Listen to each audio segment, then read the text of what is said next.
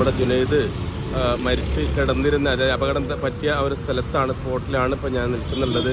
ഇതിൻ്റെ മൺകൂന എന്ന് പറയുന്നത് നിങ്ങൾക്ക് കാണാൻ പറ്റിയിട്ടുണ്ടാവും. ഈ ഒരു ശരിക്കും ഒരു GSTൻ്റെ, അതായത് കോറി വേസ്റ്റാണ് ഇവിടെ തട്ടിയിട്ടുള്ളത്. ഇതിൻ്റെ അടുത്തായിട്ടാണ് വാഹനം ഉള്ളത്. ഇത് മരത്താണി, മഞ്ചേരിയിൽ നിന്ന് ഏകദേശം 4.5 കിലോമീറ്റർ കഴിഞ്ഞ് മരത്താണി എന്ന സ്ഥലത്ത് വഴിക്കടവ് വണ്ടൂർ ഭാഗത്തേക്ക് പോകുന്ന റൂട്ടിലാണുള്ളത്. ഏകദേശം മരത്താണിയിലേക്ക് ഇനി ഒരു ഏകദേശം 500 മീറ്റർ തൊട്ടപ്പുറത്തായിട്ട്, മരത്താണി എന്ന് തന്നെ പറയാം, ആ ഒരു വളവും അതുപോലെ തന്നെ വളവ് കഴിഞ്ഞ് നിവർന്ന് വരുന്ന വഴിക്കടവെന്ന് വരുമ്പോൾ ഇവിടെ ഒരു പോസ്റ്റ് കാണുന്നുണ്ട്. പക്ഷേ വാഹനത്തിന് എങ്ങനെ പരിക്ക് പറ്റി എന്നുള്ളത്, വാഹനത്തിന് അധികം പരിക്കോ കാര്യങ്ങളൊന്നും കാണാനില്ല. ഇവിടെ മൺകൂന എന്ന് പറഞ്ഞ ഇത് മാത്രമാണ്. ഇത് എന്ത് സംഭവിച്ചെന്നുള്ളത് നമുക്ക് ഒന്നും ഈ നാട്ടുകാർക്കോ അല്ലെങ്കിൽ ഇവിടെ വന്നവർക്കൊന്നും മനസ്സിലാവുന്നില്ല. കാരണം ബ്ലഡൊക്കെ അവിടെ തളം കെട്ടി നിൽക്കുന്നുണ്ട്. പിന്നെ വാഹനത്തിൻ്റെ ബാക്ക് ലൈറ്റ് പൊട്ടിയിട്ടുണ്ട്. അതുപോലെ ഫ്രണ്ടിലെ ഒരു ഗ്ലാസ്, അതുപോലെ തന്നെ അതിൻ്റെ വൈസറിനൊക്കെ ചില പരിക്കും കാര്യങ്ങളൊക്കെ കാണുന്നുണ്ട്. ഇത് എത്രത്തോളം എന്താണ് സംഭവിച്ചത് ആ ഒരു സമയം നോമ്പ് ഒരു 6:20 എന്ന് പറയുമ്പം 6:40 മുന്നേ ആയിട്ട് ബാങ്ക് വിളിക്കുന്ന സമയത്താണ്. ഒരു പക്ഷേ നോമ്പ് ഇറക്കാൻ വേണ്ടി വീട്ടിലേക്ക് പോവുകയാണോ, എവിടേക്ക് പോവുകയാണെന്നുള്ളത് അറിയില്ല. അതും വേണം ഒന്ന് പരിശോധിക്കേണ്ട ആവശ്യമുണ്ട്. ഇവിടെ ഒരു പാത്രമൊക്കെ കാണുന്നുണ്ട്. ഇനി വല്ല ഫ്രൂട്ട്സോ കാര്യങ്ങളോ വാങ്ങിയിട്ട് പോവുകയാണോ എന്താണെന്ന് അതും അറിയില്ല. ഒരു പോസ്റ്റ് പിന്നെ അതുപോലെ തന്നെ ഇതിൻ്റെ തൊട്ടടുത്ത് തന്നെ ആയിട്ടാണ് ഈ ഒരു വഴിയോര വിശ്രമ കേന്ദ്രം ഉള്ളത്. ഈ ഒരു ഇറക്കം ഇറങ്ങിയിട്ട് വീട്ടിലേക്ക് പോവുകയാണോ അതോ വൈക്കടവെന്ന് മഞ്ചേരിയിലേക്ക് പോവുകയാണോ എന്നുള്ളതാണ് സംശയം. ജുനൈദിൻ്റെ ബോഡി ഇപ്പോൾ ആൾറെഡി മഞ്ചേരി മെഡിക്കൽ കോളേജിലാണ് ഉള്ളത്. ഇന്നലെ രാത്രി അവിടെ പിന്നെ പോസ്റ്റ്മോർട്ടത്തിന് വേണ്ടിയിട്ട് അവിടെ എത്തിച്ചതായിരുന്നു. പക്ഷേ ഇന്ന് രാവിലെ ഒരു സമയത്ത് ഒരു 10 മണി സമയത്തൊക്കെ നമ്മൾ ചെല്ലുമ്പോൾ അവിടെ പിന്നെ ഫ്രീസറിലാണ് ഉള്ളത്. പോലീസ് ഇൻക്വസ്റ്റ് കഴിഞ്ഞിട്ട് വേണം പിന്നെ ബാക്കി നടപടി മുന്നോട്ട് കൊണ്ടുപോകാനെന്നാണ് അറിഞ്ഞിട്ടുള്ളത്. അപ്പോൾ ഇത്രയൊക്കെയാണ് നമ്മൾ പിന്നെ ഈ ഒരു ജുനൈദിൻ്റെ മരണവുമായി ബന്ധപ്പെട്ട് നമുക്ക് ദൃശ്യങ്ങളിൽ കാണാൻ പറ്റുന്നതൊക്കെ. ഇനി ബാക്കി കാര്യങ്ങളൊക്കെ പോസ്റ്റ്മോർട്ടം പോലീസ് ഇൻക്വസ്റ്റ് ഒക്കെ കഴിഞ്ഞിട്ടാണ് നമുക്ക് എന്തൊക്കെയാണ് ഇതിൻ്റെ പിന്നിലുള്ള ഇതെന്നുള്ളത് പറയാൻ പറ്റുള്ളൂ. കാരണം കുറച്ച് മുന്നേ ആയിട്ട് ചെറിയ വിവാദങ്ങളും കാര്യങ്ങളും ഒക്കെ ഉണ്ടായിരുന്നു. ജയിലിൽ പോയി എന്നും അതുപോലെ തന്നെ ജാമ്യത്തിൽ ഇറങ്ങി എന്നൊക്കെ പറഞ്ഞിരുന്നു. അത് കഴിഞ്ഞിട്ട് ജുനൈദിൻ്റെ ഒരു ഓൺ വോയിസ് ഒക്കെ നമ്മൾ കേട്ടതാണ്. എന്താണെന്നുള്ള സത്യാവസ്ഥകളൊക്കെ പുറത്ത് വരേണ്ടതുണ്ട്. നമ്മളെ ഈ തൃക്കങ്കോട് എത്ര വാർഡാണിത്? 22ാം വാർഡ്. നിങ്ങളെ വൈഫാണോ വാർഡ് മെമ്പർ? ഇതിന്റെ യാഥാർത്ഥ്യങ്ങൾ ഇതുവരെ ഒന്നും ഇതിന്റെ യാഥാർത്ഥ്യം എന്താണെന്ന് ഇപ്പോൾ ഒരാളും കാണാത്തതുകൊണ്ട് എന്താണ് സംഭവം നമുക്ക് കൃത്യമായിട്ട് പറയാൻ കഴിയില്ല. അതിന് പോലീസിന്റെ ഭാഗത്ത് നിന്ന് അന്വേഷിച്ചുകൊണ്ട് പുറത്തുനിന്നൊക്കെ റിപ്പോർട്ട് കിട്ടിയതനുസരിച്ചാണെങ്കിൽ ഈ യാഥാർത്ഥ്യം എന്താണെന്ന് മനസ്സിലാക്കാൻ കഴിയും. ഇപ്പോൾ നമ്മളിപ്പോൾ ന്യൂസിലും ഒക്കെ കണ്ട പ്രകാരം നമുക്ക് ഇവിടെ ഈ പോസ്റ്റിൽ അടിച്ചു എന്നൊക്കെയാണ് പറഞ്ഞത്. മൺകൂന എന്ന് പറഞ്ഞത് നമുക്ക് കാണാൻ പറ്റുന്നുണ്ട്. മൺകൂന എത്ര മാത്രമേ ഉള്ളൂ, ചെറിയ മൺകൂന. ശരിക്കും ഒരു കോറി വേസ്റ്റ് ആണത്. പിന്നെ ആ മൺകൂനയിൽ ഒരു മോട്ടോർ സൈക്കിൾ 2 വീലറാണ്. 2 വീലർ പറഞ്ഞാലും ഒരു കയ്യോ കാലോ അല്ലെങ്കിൽ ചുണ്ടോ മുഖമോ ബാക്കില് പരിക്കുണ്ട്. പിന്നെ അതുപോലെ തന്നെ മുൻഭാഗത്തായിട്ട് പരിക്കുകളൊക്കെ കാണുന്നുണ്ട്, തലയിൽ നെറ്റിയിലൊക്കെ. ഇനി വേറെ ഏതെങ്കിലും വാഹനം വിളിച്ച് നിർത്താതെ പോയോ, അദ്ദേഹത്തിന് ഹെൽമെറ്റ് ഉണ്ടായിരുന്നോ ഒന്നും ഇപ്പൊ നമുക്കറിയില്ല. ഹെൽമെറ്റ് ആണോ?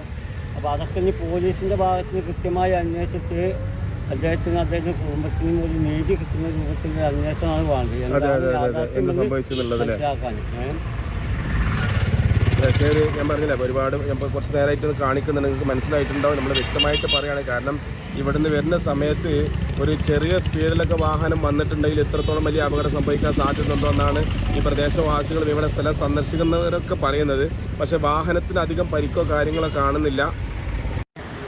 ഏതായാലും ഇതിൻ്റെ ബാക്കി ഡീറ്റെയിൽ കാര്യങ്ങളൊക്കെ നമുക്ക് പോലീസ് റിപ്പോർട്ടിന് ശേഷം അല്ലെങ്കിൽ പോസ്റ്റ്മോർട്ടം റിപ്പോർട്ടിന് ശേഷം നമുക്ക് മനസ്സിലാക്കാൻ പറ്റുന്നതേ ഉള്ളൂ. ഈ ഒരു സ്ഥലത്തെ കാര്യങ്ങൾ കാണാൻ പറ്റുന്നത് ഇത്രയും മാത്രമേ ഉള്ളൂ. വലിയൊരു അപകടം നടന്നതായിട്ടൊന്നും കാണുന്നില്ല. ചെറുതായിട്ട് വാഹനം വന്ന് മറിഞ്ഞതായിട്ടാണ് കാണുന്നത്. തല കീഴായിട്ട് മറിഞ്ഞിട്ടുണ്ട്. ഒരു മലക്കമറിച്ചിൽ നടന്നിട്ടുണ്ടെന്നാണ് അറിയാൻ സാധിക്കുന്നത്. നമ്മളൊരു അനുമാനിക്കാണ് കാര്യങ്ങൾ.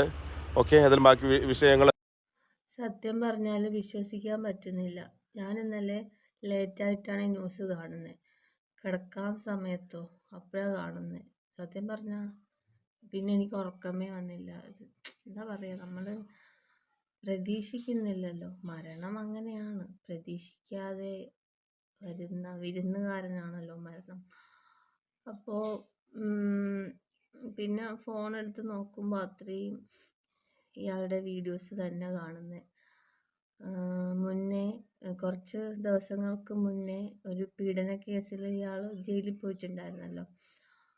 അപ്പോൾ അന്നും ഞാൻ പെട്ടെന്ന് ന്യൂസ് ഇതേപോലെ യാദൃശ്ചികമായിട്ട് ഇങ്ങനെ നോക്കുമ്പോഴാണ് കാണുന്നത്. അപ്പോഴും എനിക്ക് ഭയങ്കരമായിട്ട് ഇതായി.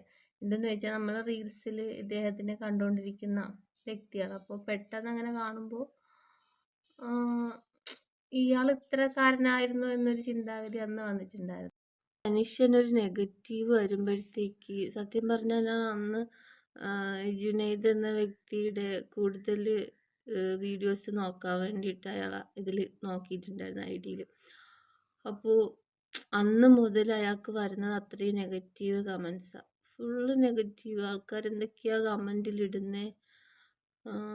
നമുക്ക് എന്താ പറയുക, നമ്മൾ ഒരു സമൂഹത്തിൽ ഉണ്ടാക്കിയെടുക്കുന്ന ഒരു ഇതുണ്ടല്ലോ, അത് ചിലപ്പോൾ നഷ്ടമാവുന്ന ഇതിൽ ആൾക്കാരൊക്കെ നമ്മളെ കുറ്റപ്പെടുത്തുന്ന, കളിയാക്കുന്ന, അങ്ങനെയൊക്കെ വരുമ്പോൾ ഒരു മാനസികമായിട്ട് ഇതായിട്ട് എന്താ പറയുക, ഇനി സ്വയമേ അങ്ങനെ ചെയ്തതാണോ അതോ ഇനി വേറെ എന്തെങ്കിലും സംഭവിച്ചതാണോ ഒന്നും അറിയാൻ പറ്റുന്നില്ല.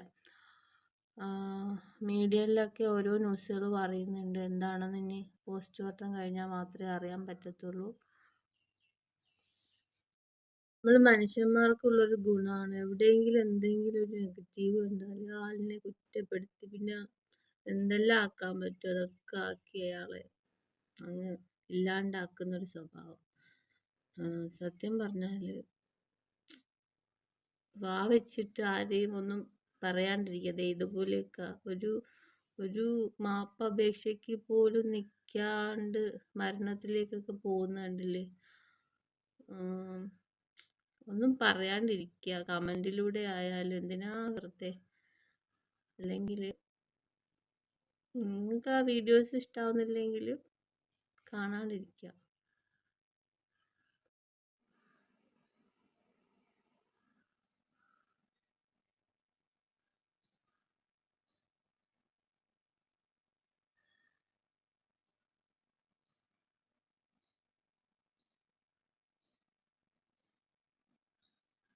ഞാനൊക്കെയും റിയാക്ഷൻ വീഡിയോസ് ചെയ്യുന്ന ആളാണ്. അപ്പോൾ അന്ന് എനിക്ക് ആ ന്യൂസ് അയാൾ പീഡന കേസിൽ പ്രതിയാണെന്ന് അറിഞ്ഞപ്പോൾ എനിക്ക് വേണമെങ്കിൽ അങ്ങനെ ഒരു വീഡിയോ ചെയ്യാമായിരുന്നു. പക്ഷേ ഒരു പെണ്ണ് വിചാരിക്കാണ്ട് ഒരിക്കലും ഒരു പീഡന കേസിൽ ഒരു പുരുഷൻ വരത്തില്ലല്ലോ. രണ്ടുപേർക്കും താല്പര്യം ഉണ്ടായിട്ടല്ലേ ഒരു പീഡന കേസിലേക്ക് പോകുന്നത്. അപ്പോൾ പിന്നെ അതിലവിടെ ചെയ്യുന്നതിന് യാതൊരു അർത്ഥവും ഇല്ല. അങ്ങനെ ഒരു വീഡിയോസ്, അങ്ങനെ ഒരു കേസ് തന്നെ കൊടുക്കുന്നതിൽ യാതൊരു അർത്ഥവും ഇല്ല. ആ പെൺകുട്ടി കൊടുത്തിട്ടുണ്ടെങ്കിൽ, അങ്ങനെ പീഡനം നടന്നിട്ടുണ്ടെങ്കിൽ ഓക്കെ. അപ്പം എന്തായാലും ആ കുടുംബത്തിന് ക്ഷമ കൊടുക്കട്ടെ പടച്ചോൻ എന്ന് മാത്രമേ നമുക്ക് ദുആ ചെയ്യാൻ പറ്റൂ.